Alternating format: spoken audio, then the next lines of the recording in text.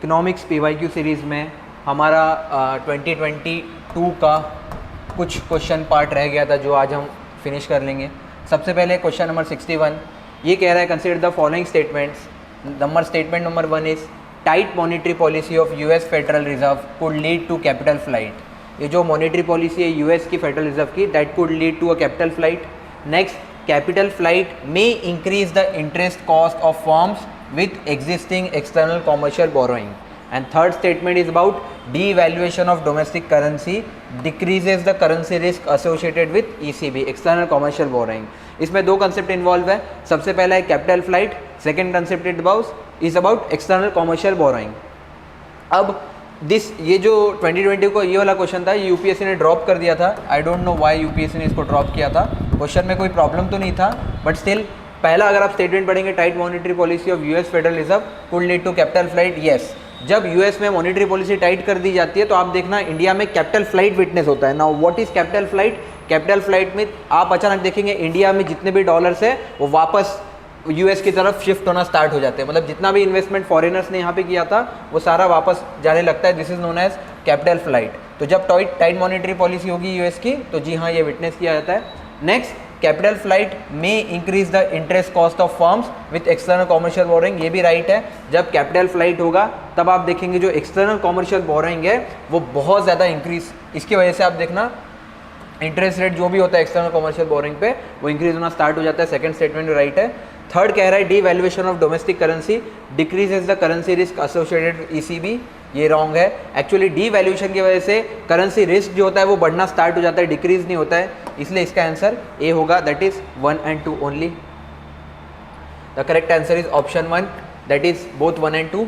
सबसे पहले tight monetary policy, we know it refers to the action of central bank, जहाँ पे inflation को लिमिट करने के लिए ये पॉलिसी को अपनाई जाती है। जब इन्फ्लेशन मार्केट में बढ़ता है तो रेपो रेट या फिर रिवर्स रेपो रेट को इंक्रीज कर दिया जाता है, रेपो रेट को, सो दैट लेंडिंग थोड़ा कॉस्टली हो जाए, मार्केट में मनी थोड़ा कम हो जाए। इसको कॉन्ट्रैक्शनरी मॉनेटरी पॉलिसी भी कहा जाता है। नेक्स्ट, टाइट मॉनेटरी पॉलिसी या फिर कॉन्ट्रैक्शनरी मॉनेटरी पॉलिसी ये तब होता है जब इन्फ्लेशन को कंट्रोल में रखना है सेंट्रल बैंक को। If there has been too much spending and borrowing by consumer and business, the economy can become overheat. Overheat मतलब वही इन्फ्लेशन बढ़ जाएगा and that could considerably raise the price level of goods and services. So इसकी वजह से क्या होगा? Inflation. फिर इन्फ्लेशन की डेफिनेशन दे रखी है हमने, इन्फ्लेशन काफ़ी बार देख रखा है, तो फिर यहाँ टाइम वेस्ट नहीं करेंगे। इंपॉर्टेंट क्या आपको जाना, capital flight. What is capital flight? In economics, capital flight is a phenomenon characterized by large outflow of assets or capital from a country due to some events resulting in negative economic consequences to that country. Large outflow होना start हो जाएगा assets का या फिर capital का country से, जिसके वजह से नेगेटिव इकोनॉमिक कॉन्सिक्वेंसेज उस कंट्री में विटनेस करेंगे। फॉर एग्जांपल इंडिया से अगर डॉलर जाना स्टार्ट हो गया तो आप देखेंगे रूपी का डीवैल्यूएशन होना स्टार्ट हो जाता है।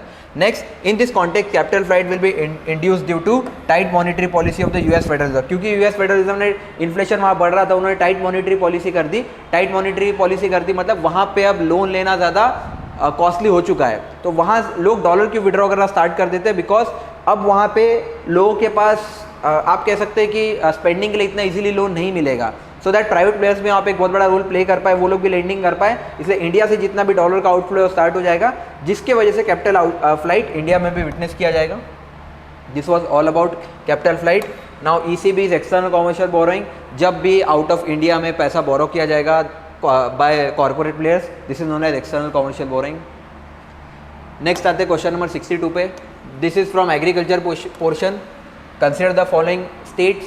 आपके पास 4 स्टेट है। सबसे पहला है आंध्र प्रदेश, केरला, हिमाचल प्रदेश, त्रिपुरा। आपको बताना है इसमें से कितने स्टेट्स टी प्रोड्यूसिंग स्टेट्स है। ओनली 1, ओनली 2, ओनली 3 या फिर ऑल 4। एक्चुअली इस ईयर एक टी बोर्ड पे भी क्वेश्चन आया था, पॉलिटी में भी। Tea was in news entire 2022 as well as 2021। तो UPSC ने काफ़ी ज़्यादा फोकस करके टी पे स्पेशली पूछा था। अगेन आप इकोनॉमिक्स में जब भी एग्रीकल्चर पढ़ोगे आपको टी अच्छे से करना है, क्योंकि जितने भी मान लीजिए मेजर थिंग्स है, जैसे राइस पे भी UPSC ने पूछ लिया क्वेश्चन, वीट, शुगर, टी, तो ये कुछ मेजर एरियाज है। जैसे पल्सेस पे भी पूछा है, वेजिटेबल ऑयल पे भी पूछा है क्वेश्चन UPSC ने। नाउ इस क्वेश्चन पे आते हैं। आप जब देखेंगे तो आंध्रा, केरला, हिमाचल, त्रिपुरा चारों के चारों टी प्रोड्यूसिंग स्टेट्स है। इसका आंसर हो जाएगा ऑल ऑफ द 4 स्टेट्स। आते हैं इसके एक्सप्लेनेशन पे। सबसे पहले correct answer is option 4, that is all 4 states. T production India की अगर बात करें तो T is one of the India's most popular and lowest cost beverages and is consume by many people India में। आपने देखा होगा टी जो है वो बहुत हाई लेवल में कंज्यूम होता है because tea is common to all. Next, tea जो है एक मेजर कंपोनेंट है वर्ल्ड बेवरेज मार्केट का। Indian tea is among the finest in the world owing to strong geographical indications. Now Indian tea ज़्यादा famous क्यों है? Because हमारा जो जोग्राफिकल इंडिकेशन है, जीआई टैग जो है यहाँ पे आपने देखा होगा दार्जिलिंग टी है, ऐसे काफ़ी यूनिक टी मिलती है इंडिया में। Next, heavy investment in tea processing units and continuous innovation, augmented product mix and strategic market expansion, these are the reason कि इंडियन टी को फाइनेस्ट माना जाता है वर्ल्ड में। आगे इंडिया की अगर बात करें तो Assam is the largest producer of tea in India. Assam produces half of the total T made in India. तो कल को स्टेटमेंट ऐसा भी आ सकता है कि Assam is the largest producer of tea in India and it contributes to more than 50% of tea in India. That will be right. Next, tea producing region lies on the either side of Brahmaputra river. ये ब्रह्मपुत्र के दोनों side आप देखेंगे T producing reason है, इसीलिए ये area T के लिए जाना जाता है because Brahmaputra river again fertile land होगी वहाँ पे, तो ज़्यादा ईजी होगा वहाँ पे टी ग्रो करना। The major tea producing state in India are Assam, Darjeeling hills, Jalpaiguri is in West Bengal, then again West Bengal, Tamil Nadu, Kerala. तो आप चेक कर सकते हैं Assam, Darjeeling, Jalpaiguri and West Bengal, all this Jalpaiguri district, all the 4 are near Brahmaputra. Next, Tamil Nadu में मिलता है, केरला में भी। अपार्ट फ्रॉम दिस आपको हिमाचल प्रदेश, उत्तराखंड, मेघालय एंड आंध्र प्रदेश और त्रिपुरा यहाँ भी देखने को मिलेगा। Andhra Pradesh and Tripura, these are the tea producing states in the country. Mostly आप देखो हिली स्टेट्स है, सदर्न स्टेट्स है या फिर नॉर्थ ईस्ट स्टेट्स है। यहाँ पे कुछ एडिशनल इन्फॉर्मेशन दे रखा है। क्लाइमेटिक कंडीशन कैसी चाहिए? सबसे पहले ट्रॉपिकल या फिर सब ट्रॉपिकल क्लाइमेट फेवरेबल होता है टी प्रोडक्शन के लिए। आगे डीप या फिर फर्टाइल वेल ड्रेन सॉइल होना चाहिए जिसमें ह्यूमस क्वांटिटी हाई हो। Now this is important and organic matter भी हाई हो। तो कल को आपको इंपॉर्टेंट हो जाता है ऐसा सॉइल जहाँ पे ह्यूमस हाई क्वांटिटी में प्रेजेंट है और ऑर्गेनिक मैटर, तो ऐसा सॉइल फेवरेबल है टी के लिए। नेक्स्ट, वार्म होना चाहिए और मॉइस्ट फ्रॉस्ट फ्री क्लाइमेट होना चाहिए, मतलब कोल्डन कंट्रीज नहीं होना चाहिए। जनरली ट्रॉपिकल की बात कर रहे हैं, सब ट्रॉपिकल तो आपको पता ही है हीट वहाँ ज़्यादा होता है, रेन थोड़ा ज़्यादा होता है ऐसे कंट्रीज में। नेक्स्ट, रेनफॉल का भी क्राइटेरिया दे रखा है 1500 mm और टेम्परेचर जो है that should not be less than 15 degree Celsius. ज़्यादा लो टेम्परेचर नहीं चाहिए हमें, एक फेवरेबल अमाउंट चाहिए। तो आपके लिए इंपॉर्टेंट क्या हो जाता है? सबसे पहले तो ये सारा स्टेट्स यहाँ से आसाम लार्जेस्ट है, हाफ आसाम में ही मिल जाएगा आपको और ब्रह्मपुत्र के अराउंड बहुत है। फिर ये जो स्टेट्स कहाँ कहाँ मिलता है ये, और कुछ एडिशनल इन्फॉर्मेशन जैसे ट्रॉपिकल, सब ट्रॉपिकल, फर्टाइल, ह्यूमस और ऑर्गेनिक मैटर हाई चाहिए, मॉइस्ट फ्रॉस्ट फ्री 1500 mm और लेस देन 15 डिग्री। बस ये कुछ फैक्ट्स याद रखिएगा, नेक्स्ट टाइम क्वेश्चन अगर आता है तो you will be in a better position to answer this. Next question की बात करते हैं, question number 63। This is about credit rating agencies. India में जो क्रेडिट रेटिंग एजेंसीज है उसके ऊपर यूपीएससी ने क्वेश्चन पूछा है। सबसे पहला है, in India credit rating agencies are regulated by reserve bank of India. पहला स्टेटमेंट पढ़ते ही बराबर आप बोल देंगे स्टेटमेंट रॉन्ग है, बिकॉज इंडिया में ये काम कौन करता है? सेबी करता है, security exchange board of India ये काम करता है, रिजर्व बैंक ऑफ इंडिया नहीं करता है। नेक्स्ट स्टेटमेंट आप पढ़ेंगे, rating agency popularly known as ICR is a public limited company. जी हाँ, आईसीआर एक पब्लिक लिमिटेड कंपनी है। Next, Brickwork rating is an Indian credit rating agency, ये भी बिल्कुल सही है। तो वन जहाँ रॉन्ग ऑप्शन है उसको हटा दीजिए, तो आपका आंसर हो जाएगा B, that is 2 and 3 only. Yes, correct answer 2 and 3 है। सबसे पहले क्रेडिट रेटिंग एजेंसीज क्या होता है? They analyse a debtor's ability to repay the डेप्ट and also rates its credit risk. किसी पर्सन ने अगर लोन लिया है तो कितना रिस्क है वो उसको लोन देने में या फिर वो रीपे कर पाएगा, इसको शो करता है, एज वेल एज उसके क्रेडिट रिस्क को कि उसको नेक्स्ट टाइम लोन देना कितना ज़्यादा डिफिकल्ट हो जाएगा। इसलिए आप जब देखेंगे पर्सन का सिविल स्कोर भी एनालाइज किया जाता है। वैसे ही कुछ क्रेडिट रेटिंग एजेंसीज है जो पर्सन को सर्टन रेटिंग्स के बियॉन्ड रखती है, जैसे A++, B कैटेगरीज बनाई जाती है। All the credit rating agencies India are regulated by SEBI. हमने देखा सेबी करता है ये, और ये सेबी भी किसके तहत करता है? 1919 का जो रेगुलेशन है उसके तहत, और सेबी एक्ट 1992 है। स्टेटमेंट 1 हमारा इनकरेक्ट हो जाएगा। इंडिया में 6 क्रेडिट रेटिंग एजेंसीज हैं, CRISIL, CARE, ICRA, SMREA, Brickwork and Indian rating and research private limited. ये इंडिया के कुछ 6 क्रेडिट रेटिंग एजेंसीज है। इकरा लिमिटेड जो है it is a public limited company that was set up in 1991 in Gurugram है। सेकंड स्टेटमेंट हमारा राइट हो जाएगा। इसी कंपनी को पहले investment information and credit rating agency of India भी कहा जाता है, इकरा का फुल फॉर्म। पहले इसको राइट नाउ इसको इकरा कहा गया है, बट पहले जो इसका फुल फॉर्म था formerly that was known as information, मतलब डबल आई था ये CRA। नेक्स्ट ब्रिकवर्क रेटिंग के बारे में दिया है, it is recognise as the external credit assessment agency by the reserve bank of India. ये ECAI that is external credit assessment agency भी कहा गया है to carry out credit ratings in India. Third statement भी right हो जाएगा। फिर brickwork के बारे में दिया है कि 2007 में इस्टेब्लिश किया गया था और इसको प्रमोट कौन करता है इंडिया में, कैनरा बैंक।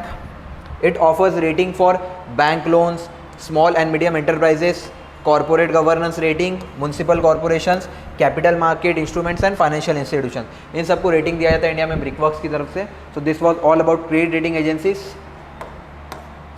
आते हैं हमारे नेक्स्ट क्वेश्चन पे, that is BBB bank board bureau. इसके पहले भी हमने क्वेश्चन कर रखा है ऑलरेडी बैंक बोर्ड ब्यूरो में। बैंक बोर्ड ब्यूरो फॉर्म हुआ था to hire for the appointment of top officials in the banking sector. बड़े बड़े बैंक्स में, पब्लिक सेक्टर यूनिट्स में जो ऑफिशियल्स होते हैं उनको हायर करने के लिए लिया था। सबसे पहला कह रहा है governor of the RBI is the chairman of BBB। ये स्टेटमेंट रॉन्ग है, गवर्नर नहीं होता है कभी भी चेयरमैन। अगेन बाय एलिमिनेशन आप जहाँ जहाँ 1 है उसको हटा देंगे तो आपका आंसर आ जाएगा, that is 2 and 3 only. Second statement कह रहा है bank board bureau recommends for the selection head of public sector bank, yes. And third कह रहा है bank board bureau helps the public sector bank in developing strategies and capital raising plans, yes they help the public sector banks in developing strategies. तो आपका answer हो जाएगा B, that is 2 and 3 only. Bank board bureau के बारे में कुछ fact they रखे हैं, हमने लास्ट क्लास में भी देखा था। It is an autonomous body of the government of India. It is committed to improving the governance and board of public sector financial institution. ये क्या करता है, यहाँ के टॉप ऑफिशियल्स को हायर करता है, boards as well as top official of public sector financial institutions. Next secretariat के बारे में दिया है। इसका जो आप सेक्रेटेरिएट देखेंगे इसमें एक सेक्रेटरी होते हैं और 4 ऑफिसर्स होते हैं। Next, it is not mandated that governor of RBI will be the chairman of bank board bureau. ये कहीं भी मैंडेटेड नहीं किया हुआ है। Chairman can be any person of such expert who can be appointed by the central government, and statement 1 is incorrect. Chairman जो होगा इसका उसको central government of India appoint करेगी, ना कि RBI का गवर्नर रहेगा। ये कहीं भी मैंडेटरी नहीं किया गया है, इसलिए हमारा पहला स्टेटमेंट इनकरेक्ट हो जाएगा। नेक्स्ट दे रखा है डिपार्टमेंट ऑफ फाइनेंशियल सर्विसेज का जो सेक्रेटरी होता है, डेप्यूटी गवर्नर RBI का, और secretary of department of public enterprise. तो फाइनेंशियल सर्विस का secretary, deputy governor as well as public enterprise का सेक्रेटरी, ये इसके एक्स ऑफिशियो मेंबर्स हो जाते हैं। एक्स ऑफिशियो का मतलब होता है बाय डिफॉल्ट। इसका चेयरमैन कोई भी हो सकता है, that will B appointed bye central government, और इसके ये 3 मेंबर्स होंगे। नेक्स्ट, इनका काम क्या होता है, they are selected to head of public sector bank. इससे सेकंड स्टेटमेंट हमारा राइट हो जाएगा।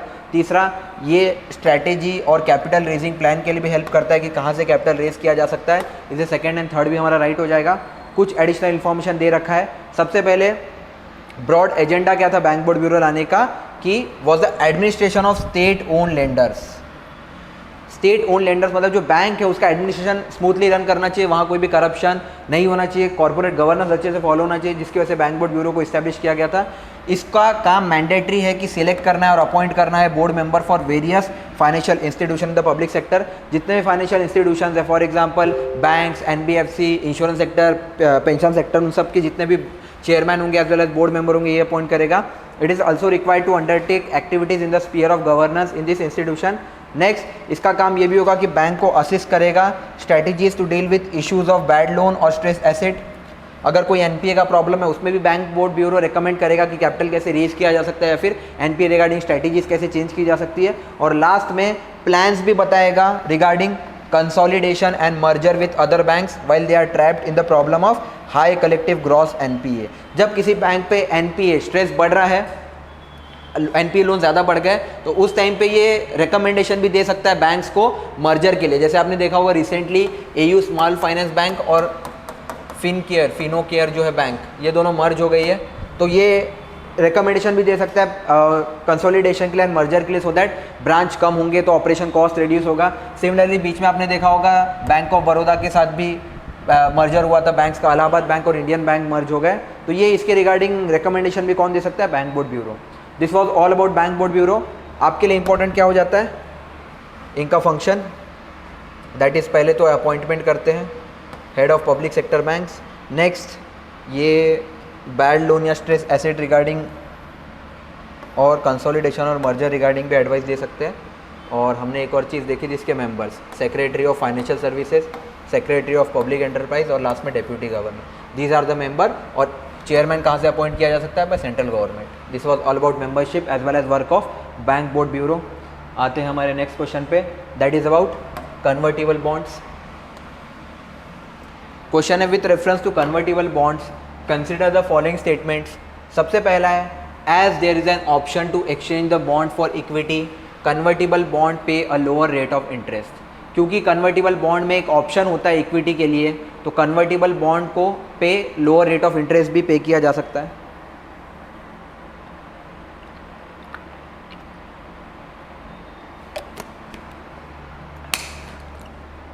पहला स्टेटमेंट राइट इसलिए होगा क्योंकि यस, बॉन्ड को आप इक्विटी में कन्वर्ट कर सकते हो, इक्विटी मतलब शेयर्स, तो इसीलिए इसमें आपको रेट ऑफ इंटरेस्ट बहुत लोअर मिलेगा। इनफैक्ट नाम ही कन्वर्टिबल इसलिए क्योंकि बॉन्ड को आप इक्विटी में कन्वर्ट कर सकते हो। बेस्ट पार्ट यही है जिसकी वजह से रेट ऑफ इंटरेस्ट कम मिलेगा क्योंकि रिस्क कम है। अगर आपको लग रहा है बॉन्ड में ज़्यादा प्रॉफिट नहीं है, आप इक्विटी में कन्वर्ट कर लीजिए तो रेट ऑफ इंटरेस्ट कम मिलेगा इसमें। Next option to convert to equity affords the bond holder a degree of indexation to rising consumer prices. ये कह रहा है ये जो ऑप्शन मिल रहा है कन्वर्ट करने का, ये कंज्यूमर को या फिर बॉन्ड होल्डर को प्रोटेक्ट करता है राइजिंग कंज्यूमर प्राइजेस से, मतलब इन्फ्लेशन से बचा रहा है। जी हाँ, ये सेकंड स्टेटमेंट बिल्कुल राइट है। अगर आपको लगता है बॉन्ड का जो रेट है, रेट ऑफ इंटरेस्ट है, वो इन्फ्लेशन जितना है, तो बेटर रहेगा आप इक्विटी पे स्विच कर लीजिए सो दैट जो राइजिंग कंज्यूमर प्राइसेस है उससे आपको एक प्रोटेक्शन मिल जाएगी। तो आंसर हो जाएगा बोथ 1 and 2 ओनली, दोनों ही हमारा राइट हो जाएगा। और इसका एक्सप्लेनेशन पढ़ते हैं तो सबसे पहले कन्वर्टिबल बॉन्ड के बारे में दे रखा है। What is a convertible bond? A convertible bond page fixed income interest payments but can be converted into a predetermined number of common stock shares। ये कन्वर्टिबल बॉन्ड जो इसमें फिक्स इनकम इंटरेस्ट मिलेगा आपको, बट इसको आप एक stock share में भी कन्वर्ट कर सकते हो, इसलिए कन्वर्टिबल बॉन्ड नाम है। It is a hybrid security. Hybrid मतलब डुअल होता है, जो डुअल मोड में कन्वर्ट किया जा सकता है। Hybrid security that offer investor the best of both stock and bonds. Stock and bond इसलिए हाइब्रिड है। हाइब्रिड मतलब mixture of two. It typically carries lower interest rate payment than state corporate bonds. The saving in interest expense can be significant. क्यों interest हमने देख लिया, क्योंकि corporate bonds जो होते हैं उसमें ये ऑप्शन नहीं होता है कि आप कन्वर्ट कर सकते, इसलिए यहाँ हमने इंटरेस्ट रेट कम रखा है।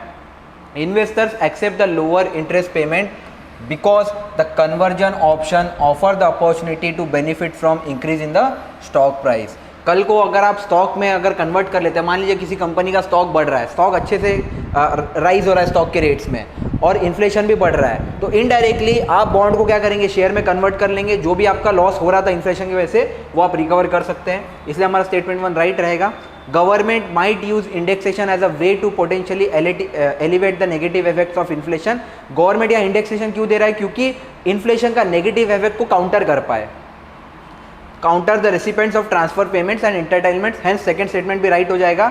Social security payment for example are index to the annual increase in consumer price index. वैसे ही आपने सोशल सिक्योरिटी पेमेंट्स देखा होगा, जो सोशल सिक्योरिटी पेमेंट जैसे फॉर एग्जांपल आप पीएफ वगैरह में इन्वेस्ट करते हैं या फिर आप पेंशन फंड में इन्वेस्ट करते हैं, तो वहाँ भी इंडेक्सेशन किया जाता है सो दैट आप जो भी इन्वेस्ट कर रहे हैं, और ये इंडेक्सेशन किसके बराबर किया गया है, CPI.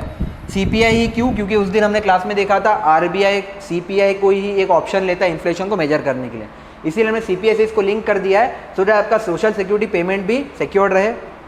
Next, convertible bond issue करने से एक और फायदा क्या होगा, this minimises the negative investor sentiment that would surround equity issuance. अब कितने लोग नेगेटिव होते हैं इक्विटी के बारे में, तो उनके अराउंड भी जो नेगेटिव सेंटीमेंट्स है उसको भी कम करता है।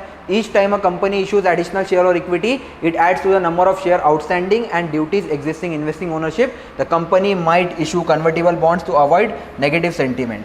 इसे कंपनीज इशू करती है कन्वर्टिबल बॉन्ड को।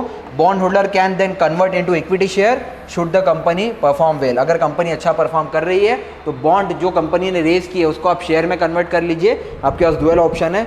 This was all about convertible bonds.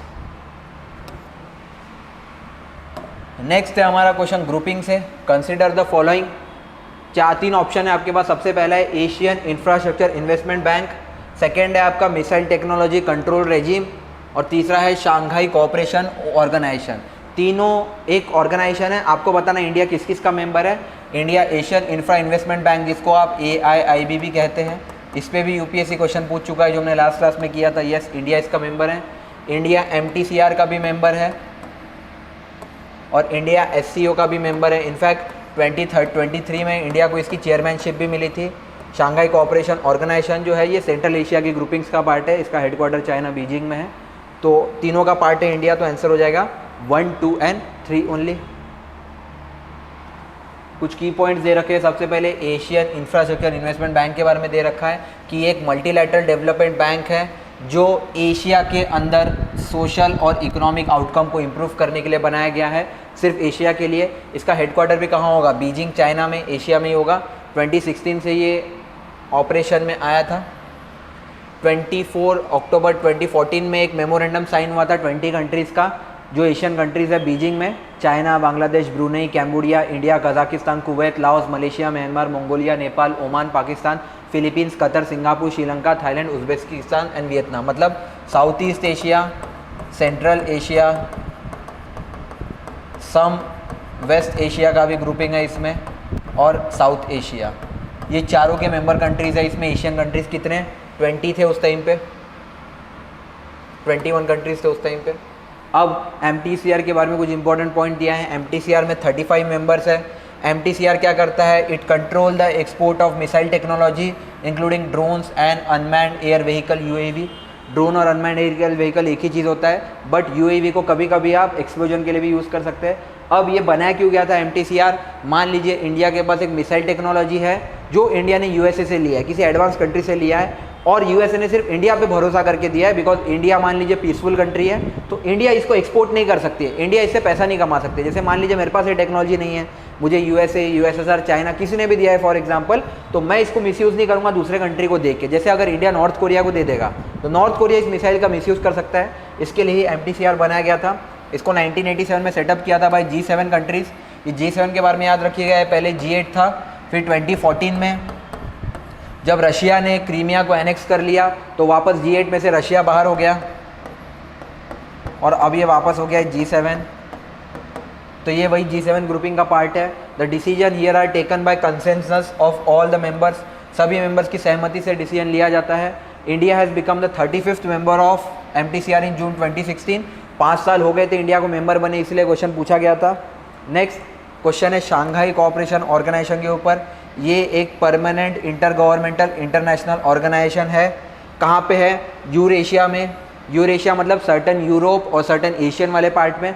Eurasia का एक पॉलिटिकल, इकोनॉमिक और मिलिट्री ऑर्गेनाइजेशन है जिसका काम है पीस मेंटेन करना, security and stability in the region. इसीलिए आपने देखा होगा रशिया यूक्रेन के टाइम पे भी एक्टिव था, बिकॉज यूरेशिया, यूरोप वाला सर्टन पार्ट जो है वो इसके अंदर आ जाता है। एससीओ की मेंबरशिप है वहाँ पे भी, इसीलिए ये चाहती थी कि वहाँ पे पीस मेंटेन रहे रशिया और यूक्रेन, बिकॉज इनफैक्ट एससीओ का भी इसी में बेनिफिट है कि इसके नेबर एरियाज़ में पीस रहेगा, तो एससीओ की मेंबरशिप में भी पीस रहेगा। इसको कब बनाया गया था? 2001 में। इसके ऑफिशियल लैंग्वेज भी आप देख सकते हैं रशिया और चाइनीज़ है क्योंकि यूरेशिया का पार्ट है। एससीओ के टोटल अभी 8 मेंबर्स हैं। कौन कौन से 8 हैं? China, India, Kazakhstan, Kyrgyzstan, Russia, Pakistan, Tajikistan और उज्बेकिस्तान। पहले इसके 6 ही मेंबर थे। इंडिया और पाकिस्तान ऐड हुए इसमें लेटर। ओरिजिनली 6 थे, इंडिया और पाकिस्तान मिला के 8 हो गया। एक और फैक्ट याद रख रहा है, लेटेस्ट करंट अफेयर्स में था 2023 में इंडिया के पास एससीओ की चेयरमैनशिप थी। तो इतना हमें बस जानना है शंघाई कोऑपरेशन ऑर्गेनाइजेशन के बारे में। आते हैं नेक्स्ट क्वेश्चन पे। This question is about Vietnam. Vietnam has been one of the fastest growing economies in the world in the recent years. ठीक है। नेक्स्ट कह रहा है Vietnam is led by multi party political system. Multi party political system का मतलब क्या होता है? जहाँ पे एक से ज़्यादा पार्टी हो। जैसे चाइना में 1 पार्टी प्रिंसिपल है, वहाँ पे कम्युनिस्ट पार्टी ही है, वही जीतती है।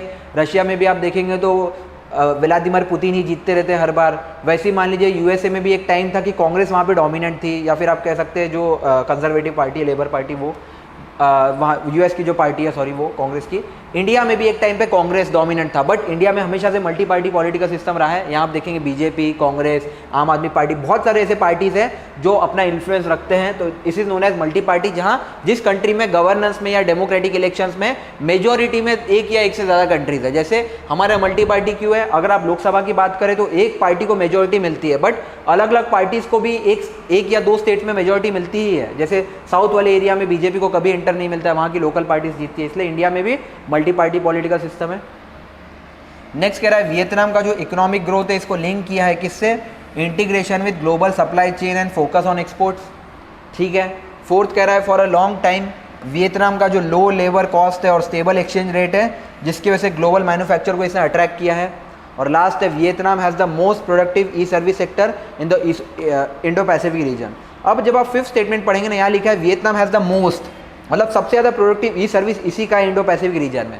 अब ये जो हो जाता है ना, ये एक्सट्रीम हो जाता है। प्लस वियतनाम इतनी बड़ी कंट्री भी नहीं है कि ई सर्विस में वियतनाम मोस्ट ज़्यादा, हाँ लिखा होता है, जैसे पहला स्टेटमेंट पढ़िए, यहाँ के लिखा हुआ है वन ऑफ द फास्टेस्ट। ये क्वेश्चन एक्सट्रीम कब हो जाता है, जब लिखा होता वियतनाम हैज़ बीन, इतना काट देता Vietnam has been the fastest growing economies, तो मानते कि एक्सट्रीम स्टेटमेंट है। लिखा है वन ऑफ द, यार हो ही सकता है, इतने सारे फास्टेस्ट ग्रोइंग कंट्रीज उसमें वियतनाम एक हो सकता है। सेम ये स्टेटमेंट नॉर्मल कब होता, जब लिखा होता Vietnam has one of the most productive E service sector, मतलब बाकी कंट्रीज भी प्रोडक्टिव है और वियतनाम उसमें से एक है। इस स्टेटमेंट का मतलब सिर्फ इतना है कि वियतनाम ही मोस्ट प्रोडक्टिव है, क्योंकि एक्सट्रीम स्टेटमेंट है। 5 वाला हटा दीजिए, ये ऑप्शन गया आपके पास। अब देखते हैं नेक्स्ट, मैंने क्योंकि कहा पहला वाला जनरल स्टेटमेंट है Vietnam has been one of the, has been one of the मतलब हाँ हो ही सकता है, तो वन इन दोनों में है, इसको भी हटा दीजिए। अब थर्ड स्टेटमेंट भी पढ़िए, ये कह रहा है वियतनाम का जो इकोनॉमिक ग्रोथ है उसको उन्होंने लिंक कर दिया है ग्लोबल सप्लाई चेन और एक्सपोर्ट से। ये तो कोई भी कंट्री कर सकता है, हर कंट्री, इंडिया, चाइना, नेपाल भी ये काम कर सकता है कि ग्लोबल सप्लाई चेन और एक्सपोर्ट से अपनी कंट्री के इकोनॉमिक ग्रोथ को लिंक कर सकता है। सेकंड, थर्ड स्टेटमेंट भी बहुत कैजुअल है, तो थर्ड स्टेटमेंट भी होना ही चाहिए, और 1 और 3 एक ही ऐसे ऑप्शन में सी में। अगेन सेकंड क्यों नहीं होगा, Vietnam is led by multi party political system, Vietnam में मल्टी पार्टी पॉलिटिकल सिस्टम नहीं है। अगेन ये फैक्ट हो जाता है मल्टी पार्टी, तो ये फैक्ट गलत करना आसान हो सकता है। फोर्थ स्टेटमेंट भी हार्मलेस है, आप जब पढ़ेंगे for a long time Vietnam का लो लेबर कॉस्ट और स्टेबल एक्सचेंज रेट ने ग्लोबल मैन्युफैक्चर को अट्रैक्ट किया है। अगर ग्लोबल मैन्युफैक्चर अट्रैक्ट हुए तो जी हाँ यही रीजन होगा, लो लेबर कॉस्ट होगा, स्टेबल एक्सचेंज रेट होगा। इंडिया में भी क्या है, इंडिया में भी आज जो ग्लोबल मैन्युफैक्चरर्स आ रहे हैं, क्योंकि इंडिया में भी लेबर अवेलेबिलिटी में है, लेबर कॉस्ट भी कम है, स्टेबल एक्सचेंज रेट है इंडिया में भी, तो yes this can be a reason. तो 1, 3 और 4 में कोई भी ऐसी बुराई नहीं है, इसलिए हमारा आंसर हो जाएगा 1, 3 एंड 4। बाकी 2 क्यों नहीं होगा, this is a fact and again here the most word लगाने से ही, मतलब ये इतना लेंदी क्वेश्चन था, बट स्टिल आप अगर काम रह के एग्जाम मोड में जनरल इंग्लिश पढ़ेंगे तो you will be easily able to eliminate the options and solve these kind of questions. अब आते हैं थोड़ा वियतनाम की डेटा पे। Vietnam is a country occupying the eastern portion of mainland south east Asia countries में से एक है। Vietnam greatest economic resources in literate and energetic population, normal चीज़ है। Next, its long coast line provide excellent harbour. अब Vietnam का coast line भी बड़ा है जिसकी वजह से हार्बर बहुत सारे हैं, मरीन रिसोर्सेज बहुत सारे हैं, मेनी अट्रैक्टिव बीचेस हैं यहाँ पे, and that are well suited to the development of tourism. तो टूरिज्म से भी वियतनाम को बहुत पैसा आ रहा है। Next, since the late 1990s country economy has been on a vigorous upswing. 1990 से कंट्री फास्ट ग्रो कर रही है, तो पहला स्टेटमेंट इसे राइट हो सकता है, one of the fastest growing लिखा हुआ है वहाँ पे। और टूरिज्म है एक्सपांडेड, मैन्युफैक्चरिंग, टूरिज्म की वजह से क्या हुआ है वहाँ पे, मैन्युफैक्चरिंग में इंक्रीज हुआ है, एक्सपोर्ट की अर्निंग्स भी बढ़ी है, पर कैपिटा जीडीपी भी बढ़ा है। फिर जीडीपी का कुछ डेटा दे रखा है जिससे ये प्रूव हो जाता है कि हाँ Vietnam one of the fastest growing countries है, पहला राइट हो जाएगा। देखिए यहाँ क्या लिखा हुआ, it is a single party socialist Republic state. अब यहाँ पे वर्ड बहुत मैटर करते हैं, सिंगल पार्टी, वहाँ लिखा होता है मल्टी पार्टी, यहाँ आपने देख लिया सिंगल पार्टी है। सोशलिस्ट, सोशलिस्ट का मतलब क्या है, स्टेट यहाँ बहुत ज़्यादा एक्टिव है। कैपिटलिज्म का मतलब क्या होता है, जब एक आदमी कोशिश करता है पूरा पैसा अपने हाथ में रखने की, मतलब profit mindset, business mindset. But Vietnam में सोशलिज्म बहुत ज़्यादा है, मतलब स्टेट चाहता है कि लेवल प्लेइंग फील्ड हो, सब ग्रो करे, कहीं पे भी टेंशन्स ना हो, सोशलिस्ट है। प्लस रिपब्लिक भी है, रिपब्लिक का मतलब क्या होता है, हेड ऑफ द स्टेट है वो इलेक्टेड होगा, जैसे इंडिया भी रिपब्लिक है। क्यों इंडिया रिपब्लिक है, हमारे यहाँ जो head of the state president है उनका चुनाव होता है। अगर हमारे यहाँ रिपब्लिक का चुनाव नहीं होगा, हेड ऑफ द स्टेट का चुनाव नहीं होगा, तो कंट्री रिपब्लिक ना कहते हुए मोनार्क कहलाएगी। मोनार्क मतलब किंग का रूल। जैसे आप भूटान चले जाइए, भूटान में आज भी किंग का रूल है, तो भूटान रिपब्लिक नहीं है, भूटान में अभी भी मोनार्की है। मोनार्की का अपोजिट एक और होता है एनार्की। एनार्की क्या हो जाता है, जहाँ पे किंग का रूल है बट वही मतलब बहुत ज़्यादा ये है डिक्टेटरशिप है, that will B anarchy. Anarchy is negative sense. Monarchy भी पॉजिटिव है, बट रिपब्लिक का मतलब क्या होता है कि यहाँ राजा का बेटा ही राजा नहीं बनेगा, यहाँ चुनाव होगा और चुनाव से जो जीत के आएगा he will be the head of the state. तो ये हो जाता है रिपब्लिक का मतलब। अभी कुछ दे रखा है कि इसने ये इतना पार किया है, विच जीडीपी का ग्रोथ रेट का ये रेशियो पार किया, जिसकी वजह से पहले स्टेटमेंट को सपोर्ट करते हुए इन्होंने स्टेटमेंट दिया है कि क्यों वियतनाम फास्टेस्ट ग्रोइंग कंट्रीज है।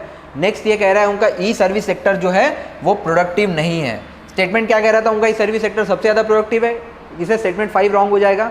नेक्स्ट उन्होंने इकोनॉमिक ग्रोथ को लिंक कर रखा है, जो मैंने कहा बहुत नॉर्मल स्टेटमेंट है, और लास्ट वाला भी पढ़ेंगे तो वहाँ लेबर कॉस्ट भी लोअर, स्टेबल एक्सचेंज रेट है। ये सब बहुत बेसिक चीज़ है, किसी भी कंट्री में होता है, इसलिए इसमें ऐसा कुछ है भी नहीं। मतलब कोई नॉर्मली भी पढ़ेगा तो उसको पता चल जाएगा 3 और 4 तो राइट है, एक साथ 3 और 4 एक ही ऑप्शन में, दैट विल बी सी। तो इसका आंसर हो जाएगा सी। नेक्स्ट आते हैं क्वेश्चन पे, in India which one of the following is responsible for maintaining price stability and controlling inflation.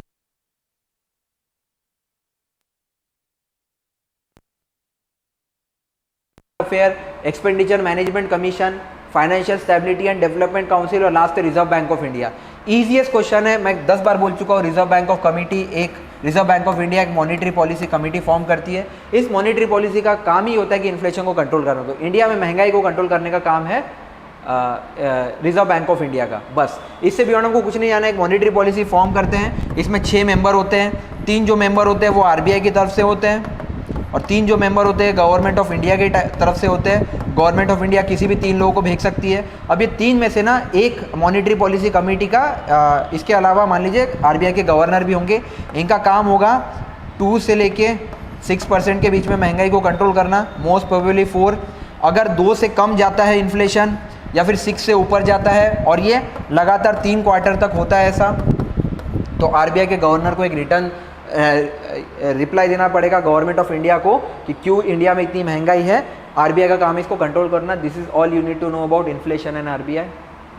Reserve bank of India के बारे में कुछ फैक्ट्स दे रखे हैं। Reserve bank of India establish कब हुआ था, 1935 में। कौन से एक्ट से, आरबीआई एक्ट ऑफ 1934।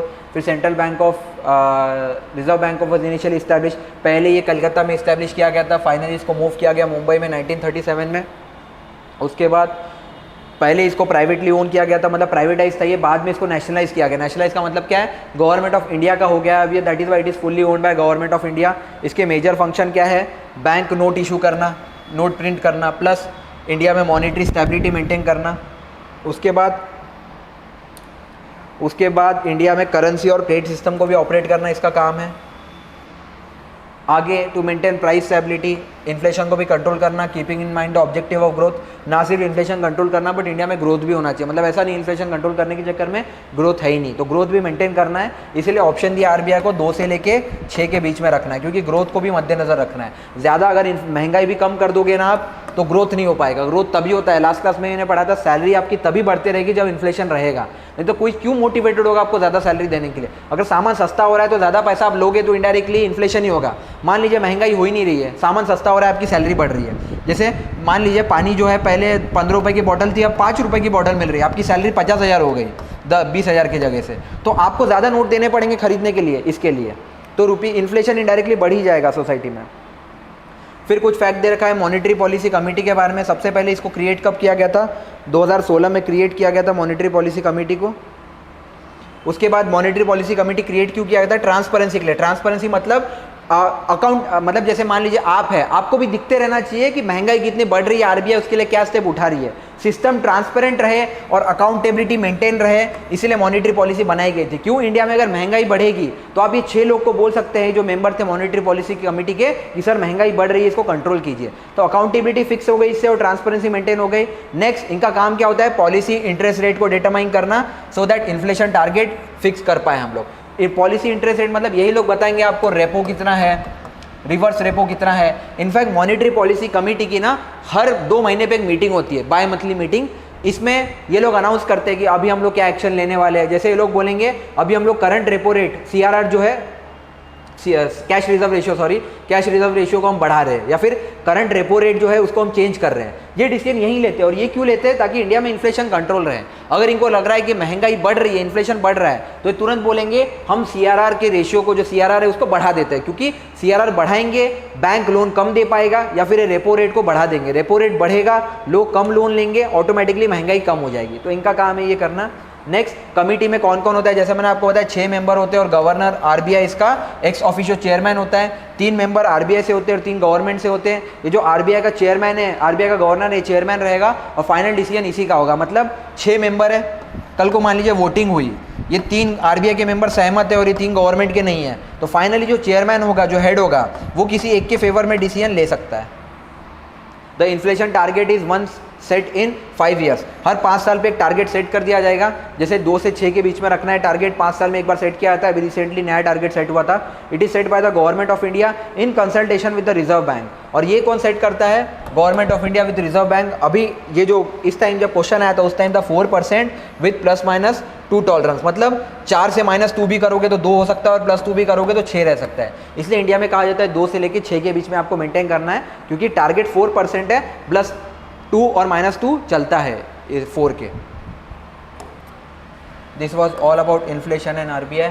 नेक्स्ट वाला जो क्वेश्चन है, this is about non fungible tokens. अब नॉन फंजिबल टोकन क्या है?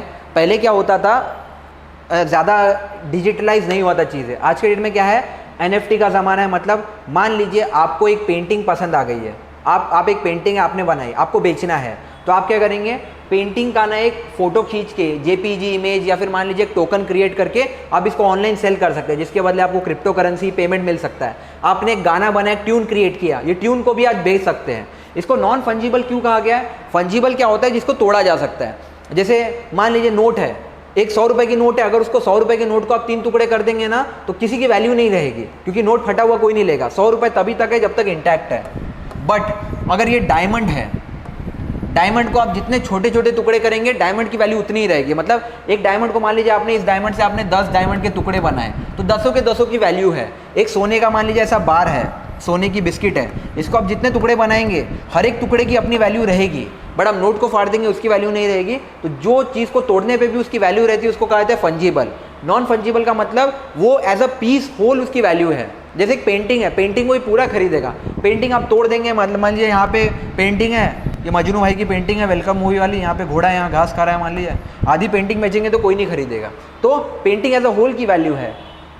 तो आते इस क्वेश्चन पे, with reference to non fungible token consider the following statement. सबसे पहला, they enable the digital representation of physical asset. जी हाँ, आपके पास जो फिजिकल एसेट्स है इसका डिजिटल रिप्रेजेंटेशन कर सकता है। जैसे मान लीजिए बॉटल है और इंडिया की एकमात्र ऐसी बॉटल बनी है, तो मैं इसकी फोटो खींच के और कहीं लगा दूंगा और इसको बेचा भी जा सकता है। मतलब इसको मैंने अब डिजिटलाइज कर दिया है। कितने लोग मान लीजिए अपने घर में बॉटल की तस्वीर लगाएंगे कि कितनी बढ़िया बॉटल है, तो ये किया जा सकता है NFT के through. Next, they are unique cryptographic token that exist on a blockchain. और ये किया कैसे जाता है? ब्लॉकचेन की मदद से। क्रिप्टोग्राफिक टोकन होता है, मतलब हर कोई इसको एक्सेस नहीं कर सकता है, आपको सर्टन एनक्रिप्टेड होता है, आपको एक्सेस तभी मिलेगा जब आप पेमेंट करेंगे। तो सेकंड स्टेटमेंट भी राइट है।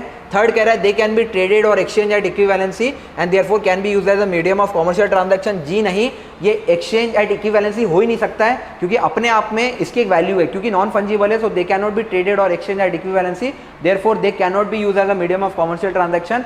1 और 2 राइट रहेगा आपका, 3 रॉन्ग हो जाएगा। आंसर है ए।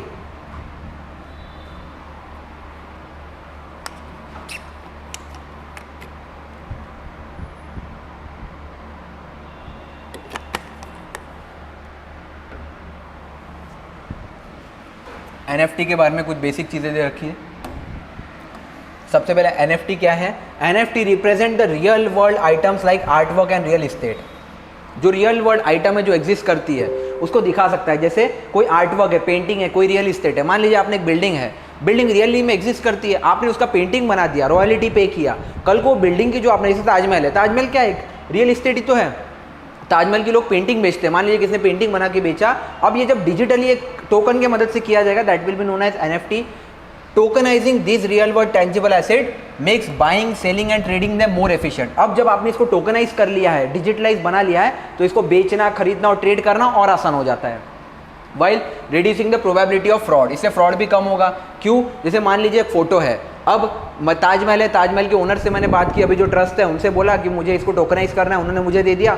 अब इंडिया में सिर्फ मैं ही बेच सकता हूँ, मतलब किसी को अगर खरीदना है तो मैं ही कर सकता हूँ, कोई इसकी first copy, second copy, third copy नहीं बना सकता है।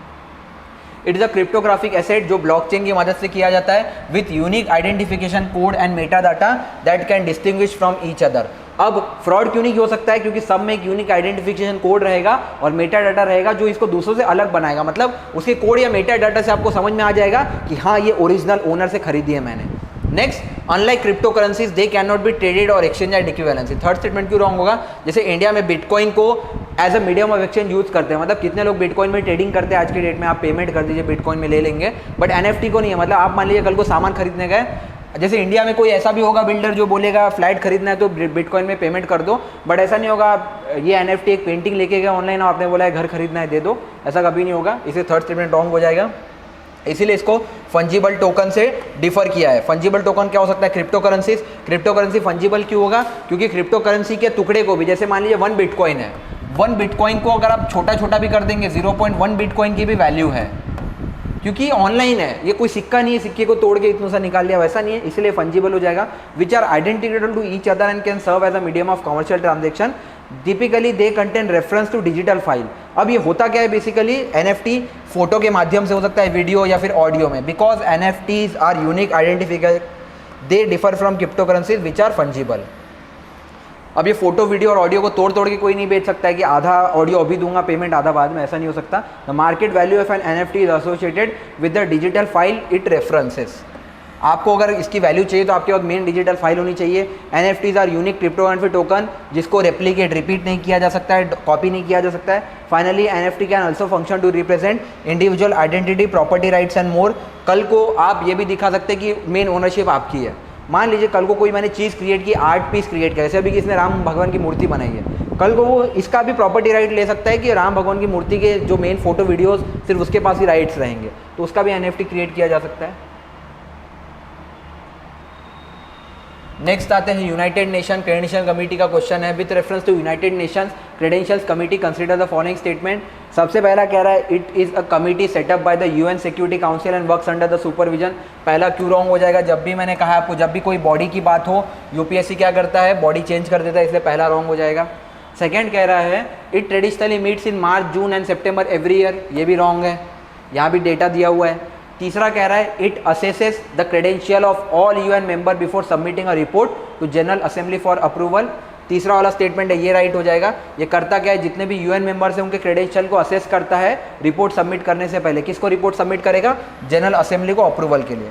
इसलिए 3 ओनली राइट हो जाएगा, पहला एंड दूसरा रॉन्ग हो जाएगा।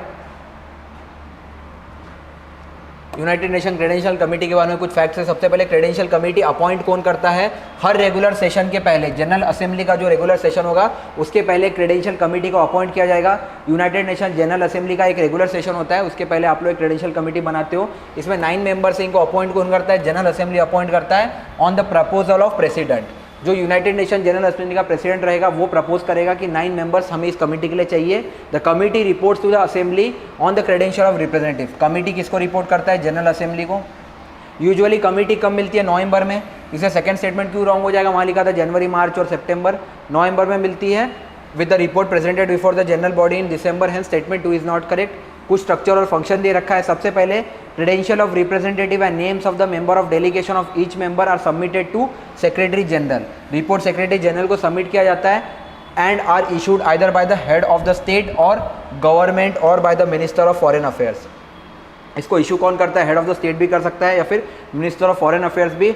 It assesses the credential of all UN member before submitting a report to general assembly for approval. ये सभी यूएन मेंबर्स का रिपोर्ट, इसे सेकंड थर्ड हमारा स्टेटमेंट क्यों राइट हो जाएगा? क्योंकि जनरल असेंबली को जो रिपोर्ट सबमिट किया जाता है पहले वो इसको चेक करता है रिपोर्ट को। Next, special and emergency special session of general assembly as well as conferences convened under the auspices also appoint a credential committee having the same commission. This is useless thing, इसको हटा दीजिए।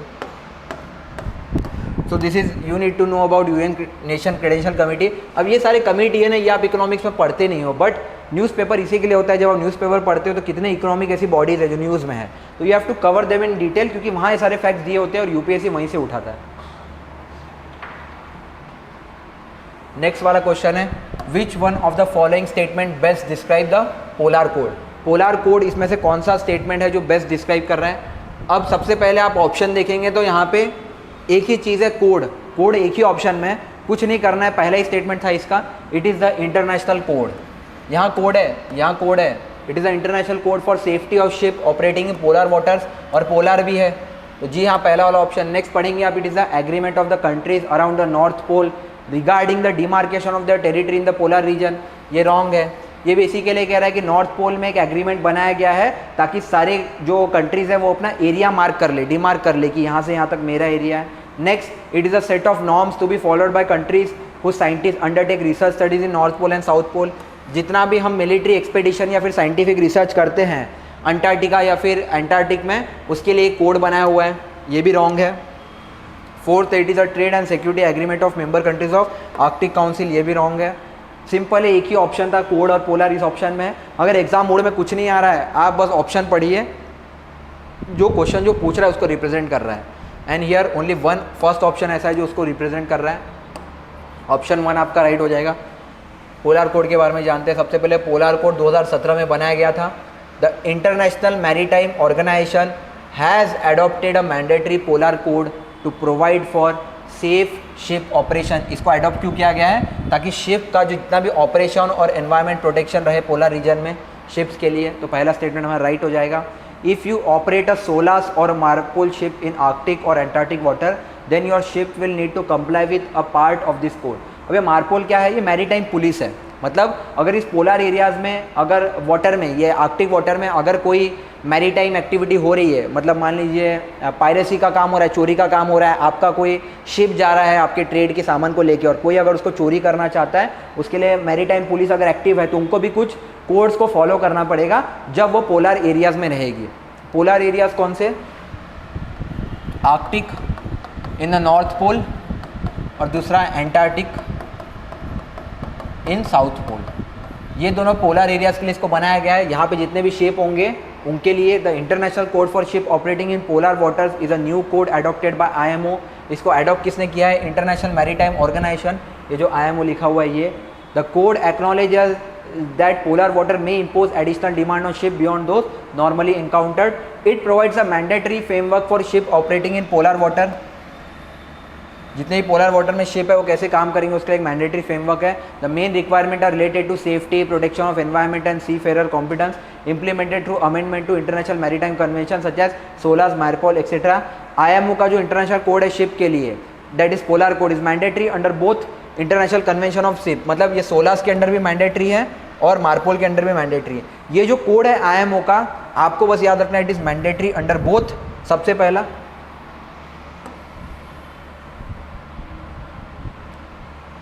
दोनों के under mandatory है।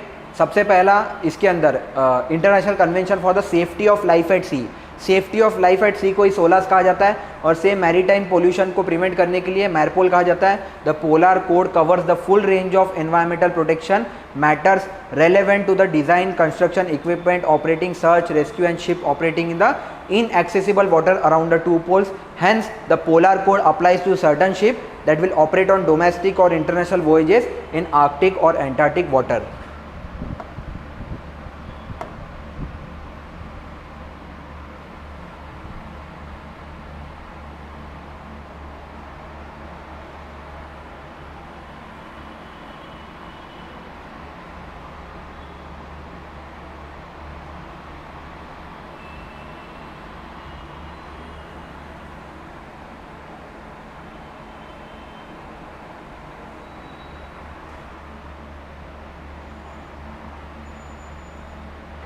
This was all about polar code. Next हमारा question है with reference to united nation general assembly. वो वाला क्वेश्चन था यूनाइटेड नेशन क्रेडेंशियल काउंसिल से और ये वाला क्वेश्चन है यूनाइटेड नेशन जनरल असेंबली से। आपको बताना है कंसिडर द फॉलोइंग स्टेटमेंट। सबसे पहला, united nation general assembly can grant observer status to non member states. Can grant कह रहा है, जी हाँ ये कर ही सकता है।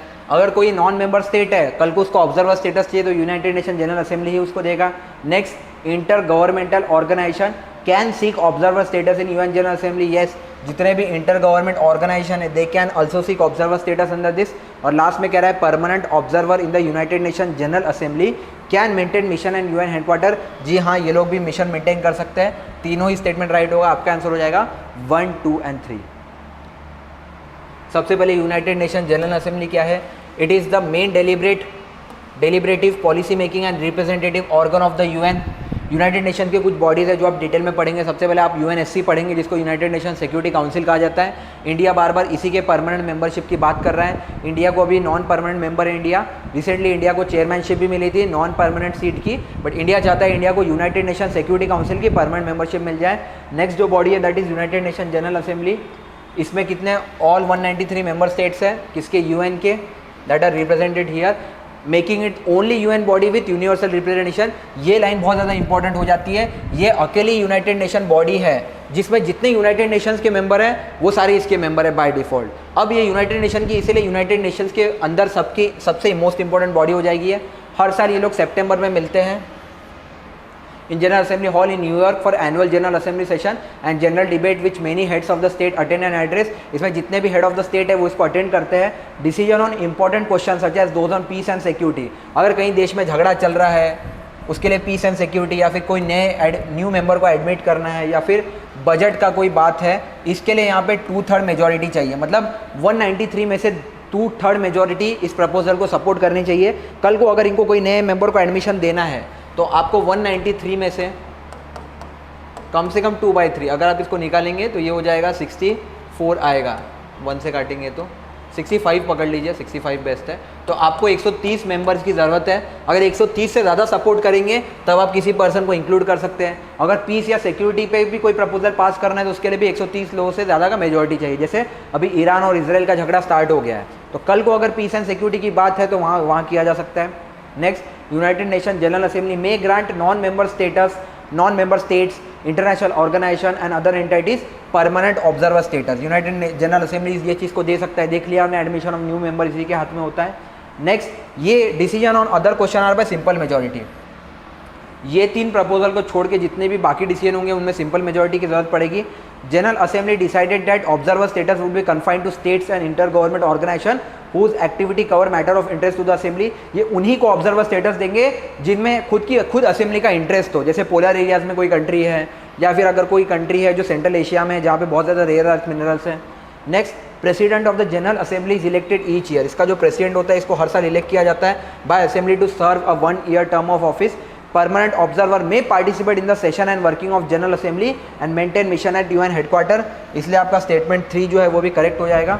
This was all about united nation general assembly and here we finish our 2022 paper.